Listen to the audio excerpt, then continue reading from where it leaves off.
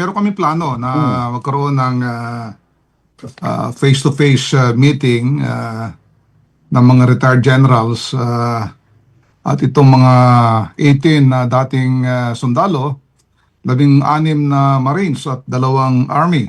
Mm.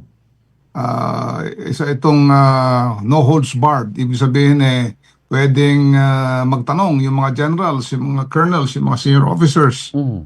at iba pa ng mga tanong na related o hindi doon sa kanilang sinumpaang salaysay sa pagdadala ng mga maleta o mga basura na laman ay puro pera. So lahat ng mga magtatanong doon ay busisiin maigi. Mm. At ito namang mga Marines, mga 2 Army, Mm. sabi sila na okay lang sa kanila talagang sa umpisa pa man sabi nila purong katotohanan, pawang katotohanan ang kanilang sinasabi.